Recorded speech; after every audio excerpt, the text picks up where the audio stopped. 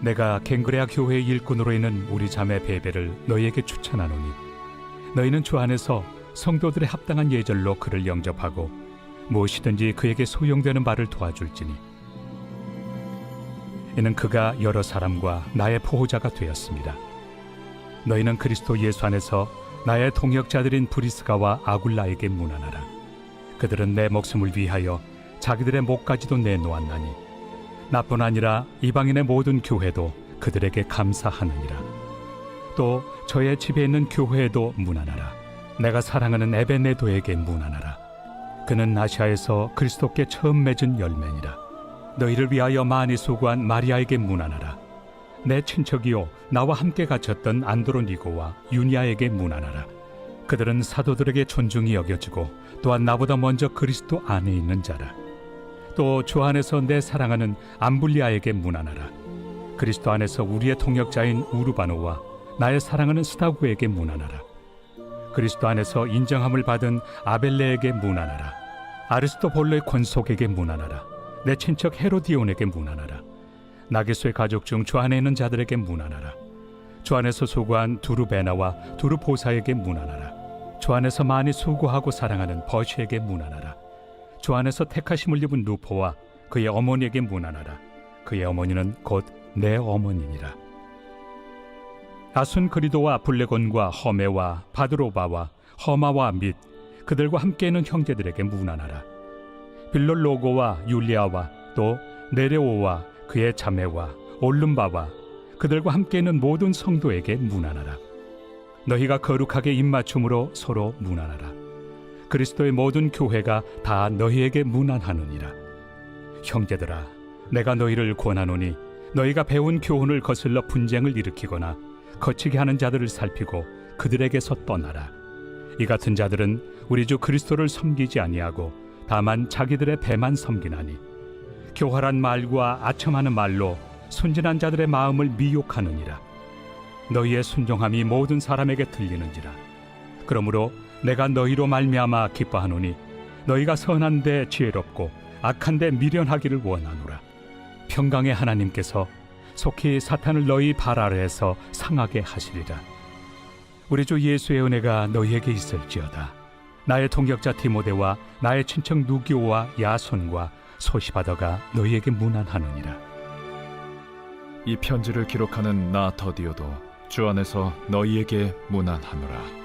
나와 온 교회를 돌봐주는 가이오도 너희에게 문안하고 이 성의 재무관 에라스도와 형제 쿠아도도 너희에게 문안하느니라.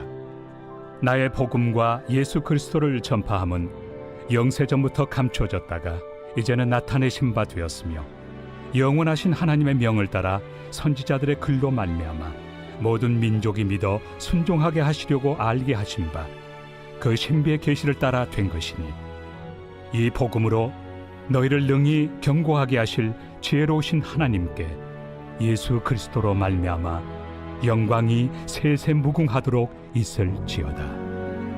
아멘. 주 47년에서 57년경 소아시아 주변 갈라디아, 마케도니아, 아가야, 아시아 등지에 복음을 전했던 바울은 그 끝 무렵 겨울 고린도에 머물면서 로마 교회에 이 편지를 썼습니다. 그 마지막 16장에는 바울이 인사를 하는 많은 이름들이 나오고 있는데 이걸 보면 교회의 역사를 돌아볼 때 우리는 교회의 외적인 어떤 것보다 그 교회를 이루는 사람들이 더 중요하다는 사실을 알게 됩니다. 바울이 복음을 전한 적이 없는 로마지만 이미 가정 중심으로 모이는 교회가 존재하고 있었고 그 교회를 힘을 다하여 섬기는 하나님의 사람들이 있었습니다. 로마에 있는 성도들은 주님 일에 헌신적이었고 복음 전파에 최선을 다하며 살아가던 사람들이었습니다. 당시의 황제 숭배의 본거지인 로마에서조차도 그들은 복음을 전함에 있어서 주저함이 없었고 망설임이 없었습니다. 바울은 이 편지를 갱그레아 교회의 일꾼인 베베를 통해서 로마 교회에 보냅니다.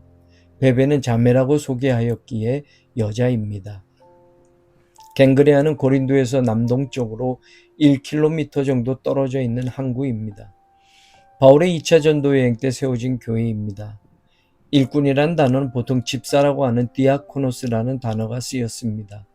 여자 집사 베베를 바울은 로마 교회에 소개하면서 성도들의 합당한 예절로 그를 영접해주고 필요한 것들을 도와주라고 당부합니다. 이유는 그녀는 여러 사람과 나의 보호자가 되었기 때문이라고 말합니다. 보호자라는 단어 프로스타티스는 주로 남성에게 사용되어 어떤 공동체의 합법적인 지도자나 대변인을 뜻하는 단어입니다. 이미 바울은 12장 8절에서 다스리는 자라고 사용했습니다. 이처럼 이 단어와 동일한 어원을 가진 말들이 지도력, 명령이라는 의미를 표현하기에 신학자들은 베베가 당시 갱그레아 교회의 대표성을 가질 만한 인물이었다고 생각합니다. 당시로는 참 드문 일입니다. 여자가 교회 지도자가 되었고 여러 사람들을 돕고 복음을 전하는 바울을 도왔다는 것을 들으면서 오늘도 교회의 지도자는 여자이든 남자이든 베베처럼 도움을 주는 사람들이 되어야 한다는 것을 잊어서는 안 될 것입니다. 도움을 주기 위해 하나님이 그 자리를 주셨고 직임을 주셨다는 것을 잊지 않을 때 교회 공동체는 더 아름답고 든든해질 것입니다.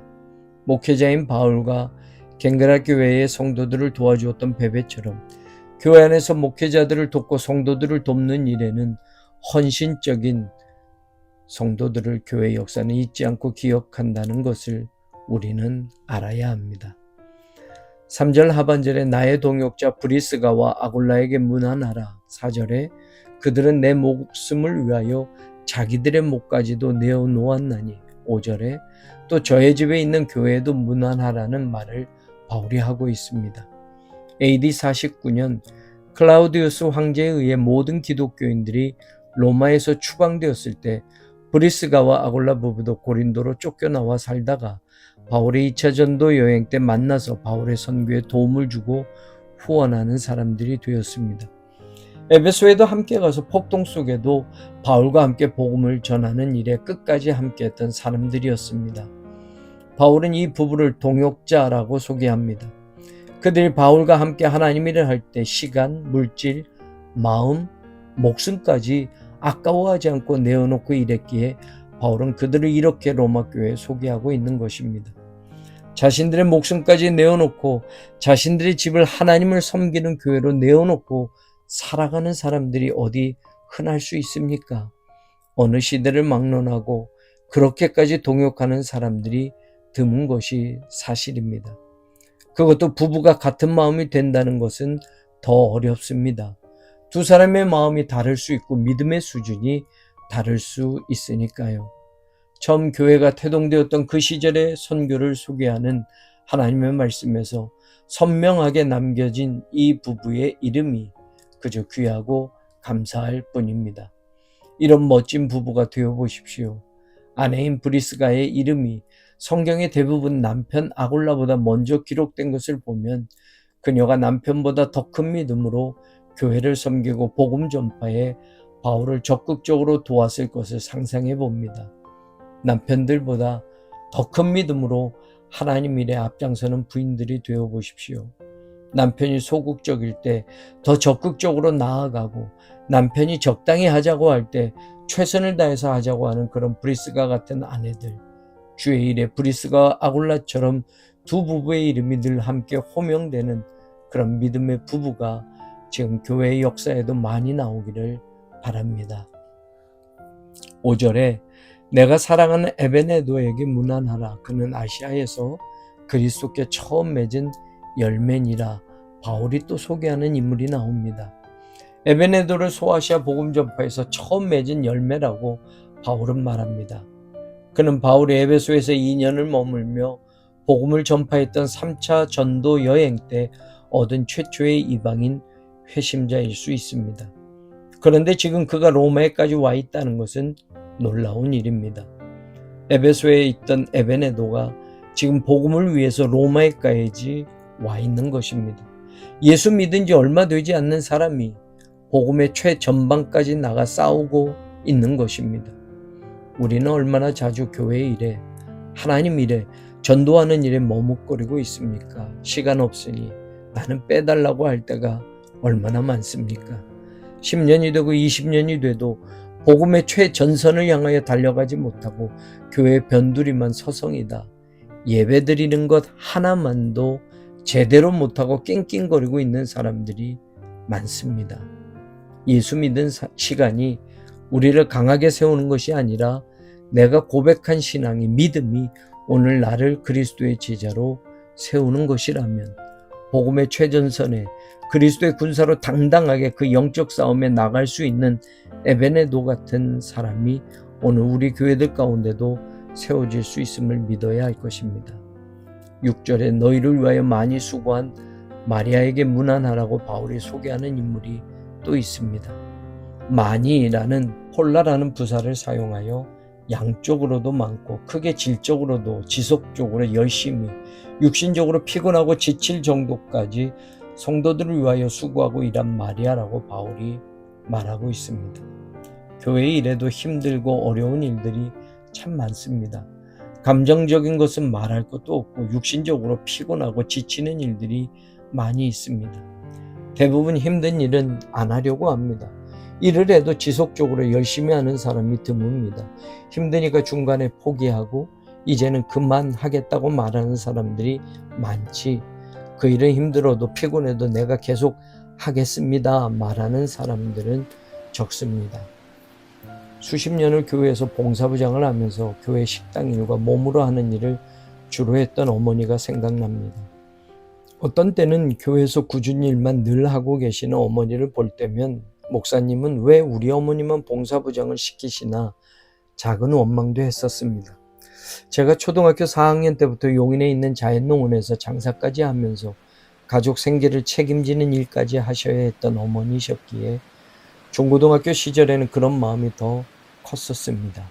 그런데 이제 목회자가 되고 보니 교회에서 그런 어머니들이 얼마나 귀하고 소중한지, 교회 일에는 손이 거칠어지고 등이 굽어졌어도 그 자리를 지켜내고 계신 집사님, 권사님들이, 마리아와 같은 교회의 어머니들이 분명합니다.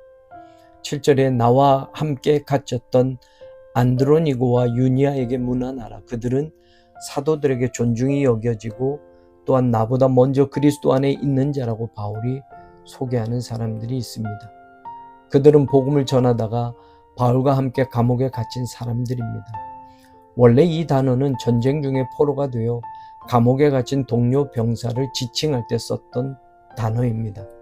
이 말을 통해 우리는 바울은 복음 전파를 영적 전쟁으로 여기고 있었고 복음 전파에는 전쟁과 같은 고난과 역경이 항상 있다는 것을 우리에게 확인시켜주고 있다는 것을 알 수 있습니다.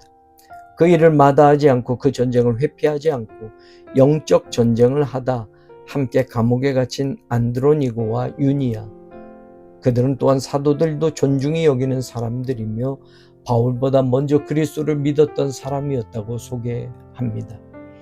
평신도 드리지만 목회자들이 존경할 만한 분들이 교회에 많이 있어야 합니다. 먼저 믿은 사람이 먼저 믿음의 본을 끝까지 보여주는 사람들이 교회에 많아야 합니다. 10절에 그리스도 안에서 인정함을 받은 아벨레에게 문안하라. 인정함을 받은에 해당하는 헬라어 도키모는 시험과 시련을 참고 견뎌내었다는 뜻을 가지고 있습니다.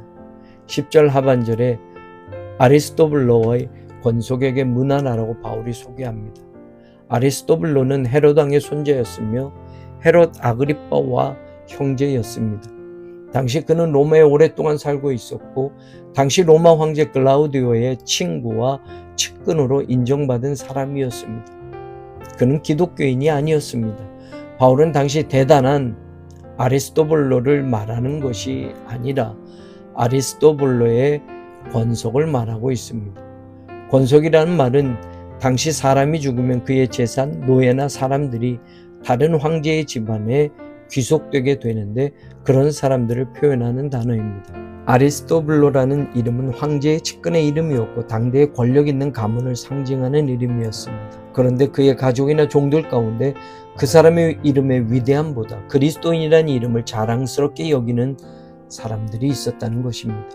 세상 어떤 권력자나 유명인의 이름보다 더 위대한 이름, 예수 그리스도, 그분을 사랑하고 그분을 따르는 사람들을 그리스도인이라고 불렀습니다.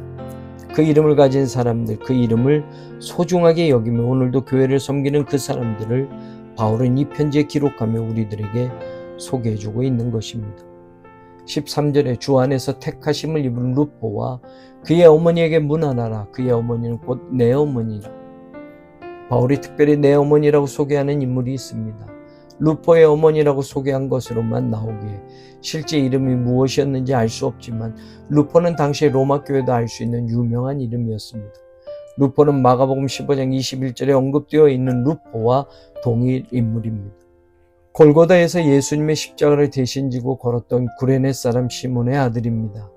마가복음이 주로 로마에 있는 기독교인을 대상으로 복음서를 기록하였다는 신학적 견지를 보아도 구레네 시몬의 아들 루포는 로마 교회 성도들에게 당시 알려진 신앙 인물이었을 것이라고 추측할 수 있습니다.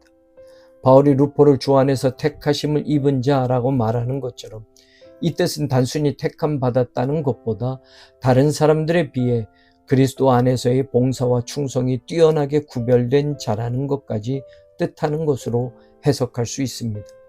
그래서 영어 RSV 성경은 주님을 탁월하게 따르는 으로 번역하고 있습니다.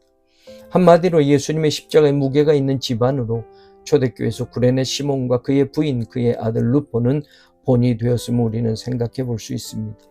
억울하게 예수님의 십자가를 대신 지고 가게 되었는데 바로 그 택함이 주님의 택함이었고 초대교회 신앙의 가문을 이루시는 하나님의 역사였습니다. 그 신앙과 그 믿음을 이어가는 가문이 되었습니다. 루포의 어머니를 바울은 내 어머니라고까지 표현합니다. 혈통적인 표현은 분명 아닙니다. 영적인 의미에서 바울이 어머니라고까지 부를 만큼 루포의 어머니는 믿음의 어머니였습니다. 교회 안에서 이런 어머니들이 많았으면 좋겠습니다. 이런 아버지도 이런 아들과 딸도 많았으면 좋겠습니다. 그래서 우리는 모두 하나님의 가족이 되는 교제를 나누며 서로를 아껴주고 사랑하며 아름다운 신앙의 공동체를 이루어가는 교회가 되기를 소망합니다. 거룩한 입맞춤으로 서로 문안하는 교회, 문안하라, 아스파사스대는 경의를 표하다 존경심을 가지고 인사하다라는 의미를 가지고 있습니다. 그런데 이 단어는 단순히 예의를 갖춰 인사하라는 의미보다 더 깊은 의미도 있는데 어떤 기념이 될 만한 사건이나 사람을 기억한다는 뜻도 있습니다. 교회마다 이런 문안이 넘치기를 소망합니다. 이런 신앙의 인물들을 존경하고 더 나아가 이런 믿음의 사람들이 우리들 교회의 역사에서 잊혀지지 않는 분들로 남아있기를 바랍니다. 교회 공동체의 기억 속에 남아있는 사람, 모든 교우들이 존경하고 아끼는 사람, 바로 그런 주인공들이 되기를 간절히 소망합니다.